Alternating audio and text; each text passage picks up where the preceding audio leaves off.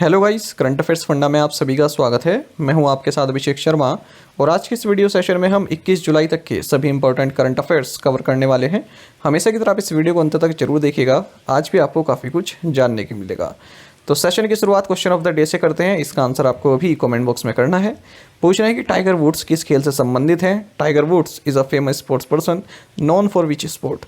Options हैं golf, tennis, cycling या फिर swimming.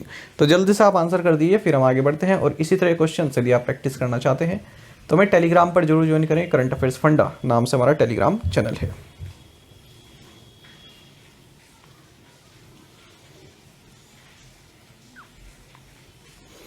Where was the international sand sculpture championship won by Orissa Sudarshan Pattnaik held.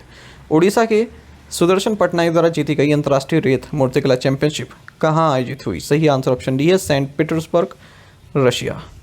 आपको जानना चाहिए कि उड़ीसा के जो चीफ मिनिस्टर हैं मोहन चरण मांझी, इन्होंने सैंड आर्टिस्ट सुदर्शन पटनायक को सम्मानित किया है क्योंकि इन्होंने हाल ही में सेंट पीटर्सबर्ग, रशिया में आयोजित इंटरनेशनल सैंड स्कल्पचर चैंपियनशिप में गोल्ड मेडल जीता है, यानी कि गोल्डन सैंड मास्टर अवार्ड इन्होंने जीता है। आपको जानना चाहिए इस कंपटीशन में मिस्टर सुदर्शन पटनायक ने महाप्रभु जगन्नाथ और इनके ग्रेट डिवोटी बलराम दास की सैंड स्कल्पचर बनाई थी। आपको बता दें मिस्टर पटनायक को पद्मश्री अवार्ड भी प्राप्त हो चुका है भारत गवर्नमेंट से, जो कि 4th हाईएस्ट सिविलियन अवार्ड है। Who has Paytm Payments Bank appointed as the new managing director and chief executive officer. Paytm Payments Bank ने किसे नया प्रबंध निदेशक और मुख्य कार्यकारी अधिकारी नियुक्त किया है। सही आंसर ऑप्शन बी रहेगा Arun Kumar Bansal. Paytm Payments bank जो कि एक एसोसिएट एंटिटी है 197 कम्युनिकेशंस की और पेटीएम ब्रांड को ऑपरेट करती है ये, तो इन्होंने अरुण कुमार बंसल को managing director and chief executive officer नियुक्त किया है। आपको बता दें mister Bansal farmer IDBI bank executive हैं। तो जो ये पेटीएम पेमेंट बैंक है, इसके जो फॉर्मर एमडी एंड सी हैं सुरेंद्र चावला, इन्होंने जो है रिज़ाइन कर दिया था कुछ टाइम पहले अप्रैल में। Which company has signed a pact with Punjab National Bank to provide loans to the employees at concessional rates. किस कंपनी ने कर्मचारियों को रियायती दरों पर ऋण प्रदान करने के लिए पंजाब नेशनल बैंक के साथ एक समझौते पर हस्ताक्षर किए। सही आंसर ऑप्शन बी है सेल।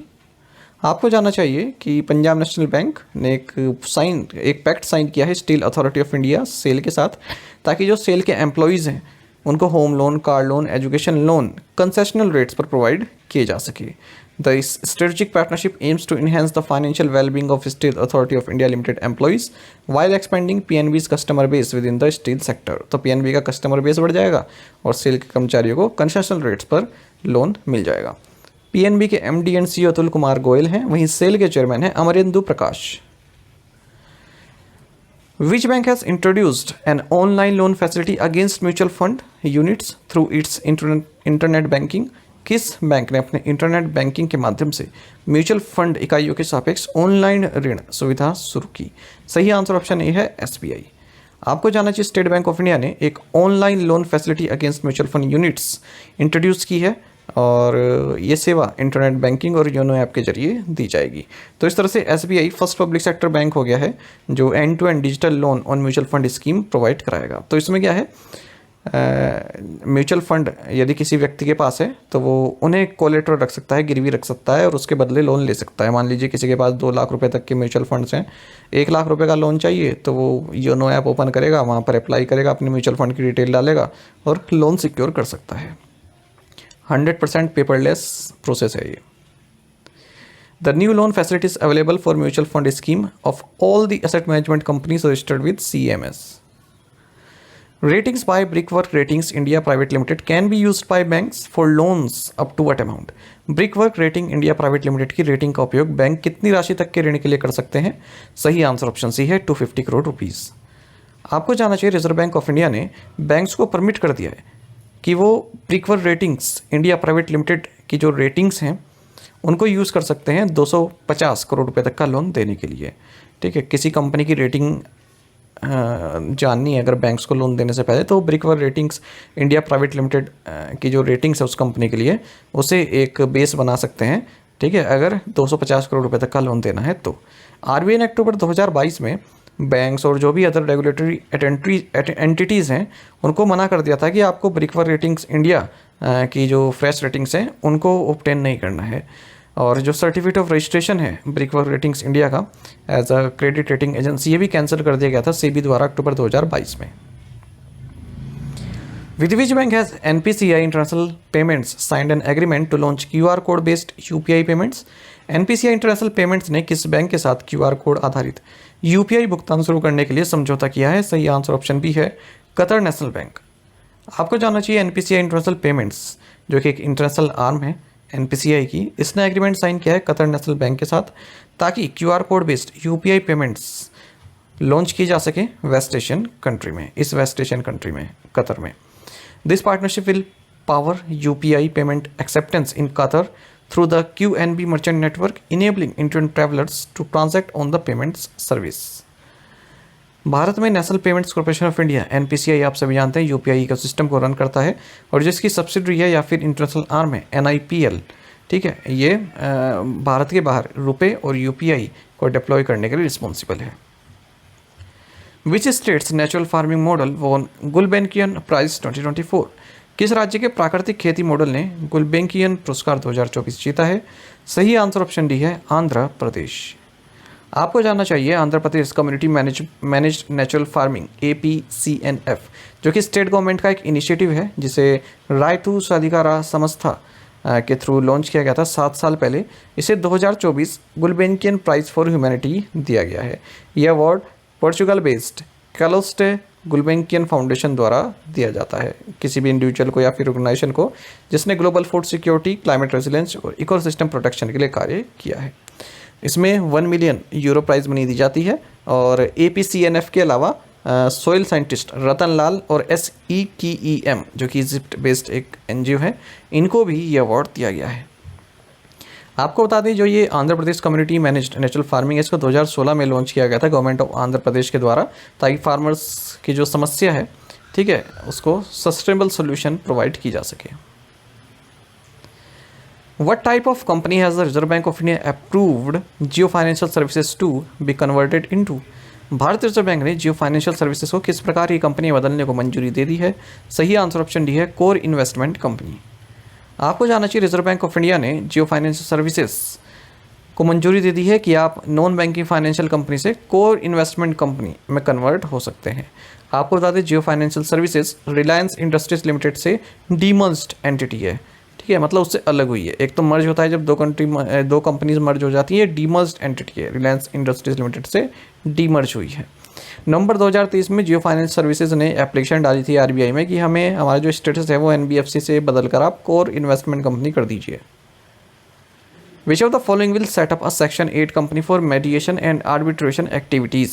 निम्नलिखित में से कौन मेडिएशन और आर्बिट्रेशन गतिविधियों के लिए धारा 8 कंपनी स्थापित करेगा? सही आंसर ऑप्शन सी है, ICAI। आपको जानना चाहिए चार्टर्ड अकाउंटेंट्स की जो अपेक्स बॉडी है ICAI, ये सेक्शन 8 कंपनी इस्टेब्लिश करेगी मेडिएशन और आर्बिट्रेशन एक्टिविटीज़ के लिए। ऐसा इसके प्रेसिडेंट रंजीत कुमार अग्रवाल ने अनाउंस किया है रिजोल्व 2024 समिट के दौरान जो कि नई दिल्ली में हुई है। सेक्शन 8 कंपनी क्या होती है ना, एक नॉन प्रॉफिट ऑर्गेनाइजेशन होती है जिसका मकसद होता है commerce, art, science, sports, education, research, social welfare, religion, charity, protection of environment और ऐसे कोई प्रोजेक्ट को प्रमोट करना। इस तरह की जो है 5 कंपनीज़ हैं इसकी ICAI यानी कि institute of chartered accountants of India की, जैसे ICAI ARF है, XBARL इंडिया है, IIIPI है, ICAI RBO है और ISAI है। तो अब ये अपनी छठी इस तरह की कंपनी लॉन्च करेगी।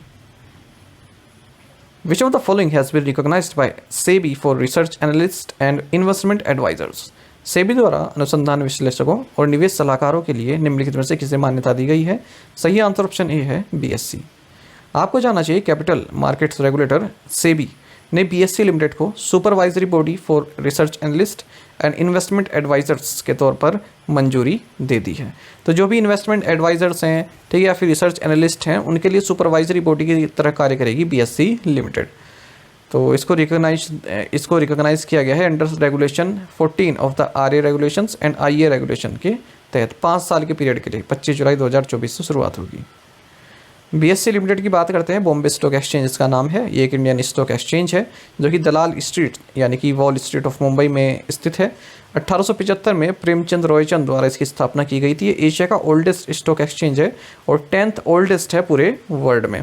आपको बता दें BSE वर्ल्ड का 7th लार्जेस्ट स्टॉक एक्सचेंज है। मार्केट कैपिटलाइजेशन इसकी 5 ट्रिलियन US$ से भी ज़्यादा है अगर हम मई 2024 तक की बात करें। सुंदर रमन रामामूर्ति इसके MD एंड CEO हैं और BSE के चेयरमैन प्रमोद अग्रवाल हैं। Where was the 10th BRICS parliamentary forum meeting held? 10वीं ब्रिक्स संसदीय मंच की बैठक कहाँ आयोजित की गई? सही आंसर ऑप्शन डी है, सेंट पीटर्सबर्ग, रशिया। आपको जानना चाहिए लोकसभा स्पीकर ओम बिरला ने इंडियन पार्लियामेंट्री डेलीगेशन का नेतृत्व किया है 2 दिन की 10th BRICS parliamentary forum meeting में, जो कि रशिया के सेंट पीटर्सबर्ग में आयोजित हुई है। इस फोरम का थीम रहा role of parliaments in strengthening multilateralism for just global development and security. इस मौके पर Rajya Sabha deputy chairman Harivansh, Lok Sabha secretary general Utpal Kumar Singh और Rajya Sabha secretary general PC Modi भी जो है मौजूद रहे। ये मैं इसलिए लिखता हूँ ये वाले नाम ताकि आपका रिवीजन हो जाए कि भारत में कौन क्या है। साथ ही यदि आप करंट अफेयर्स फंडा के daily current affairs PDF, weekly PDF, monthly PDF और हर महीने के banking and economic awareness PDF चाहते हैं तो करंट अफेयर्स फंडा का 1 ईयर मेंबरशिप प्लान आप ज्वाइन कर सकते हैं, जिसका लिंक आपको वीडियो के डिस्क्रिप्शन में या फिर फर्स्ट कमेंट में मिल जाएगा। आपको बता दें इस 1 ईयर मेंबरशिप प्लान के लिए जितना भी हमारा PDF कंटेंट है वो हम आपको 1 साल तक के लिए प्रोवाइड करते हैं, जिसे आप डाउनलोड कर सकते हैं, प्रिंट आउट भी निकलवा सकते हैं। इसके लिए चाहे तो आप करंट अफेयर्स फंडा ऐप को यूज़ कर सकते हैं या फिर अपने लैपटॉप या सिस्टम की मदद से वेब लॉगिन भी कर सकते हैं। कोई भी आपका एग्जाम हो, बैंकिंग, SSC, रेलवे या फिर स्टेट PCS, जहाँ पर भी जनरल अवेयरनेस या करंट अफेयर्स पूछे जाते हैं, सभी एग्जाम्स के लिए हमारा PDF कंटेंट काफ़ी यूज़फुल है। और इसमें आपको हम कैटेगरी वाइज क्विज भी प्रोवाइड कराते हैं। तो एक बार अगर आपने हमारे करंट अफेयर्स पढ़ लिए, उनके बाद इन क्विज को अटेम्प्ट किया, तो यकीन मानिए आपका करंट अफेयर्स सेक्शन काफ़ी स्ट्रॉन्ग हो जाएगा और आप काफ़ी अच्छा स्कोर कर पाएंगे अपने आने वाले एग्जाम्स में। तो लिंक वीडियो के डिस्क्रिप्शन में या फिर फर्स्ट कमेंट में आपको मिल जाएगा। कोई भी अगर आपका डाउट है तो प्लीज़ आप कमेंट बॉक्स में लिखिएगा। साथ ही करंट अफेयर्स फंडा को आप टेलीग्राम पर भी ज्वाइन कर सकते हैं। यहाँ पर रेगुलर वीडियो अपडेट्स और करंट क्विज हम आपके लिए डालते रहते हैं। साथ ही डिस्कशन ग्रुप में आप किसी भी क्वेश्चन का सोल्यूशन पा सकते हैं। दोस्तों, यहाँ पर हमारे करंट अफेयर्स की प्लेलिस्ट दी गई है, इसको आप जरूर देखें। अपने दोस्तों के साथ, फेलो एस्पिरेंट साथ हमारे करंट अफेयर्स को शेयर जरूर करें। आज का ये सेशन आपको कैसा लगा आप कमेंट बॉक्स में अवश्य बताइएगा। Thank you guys.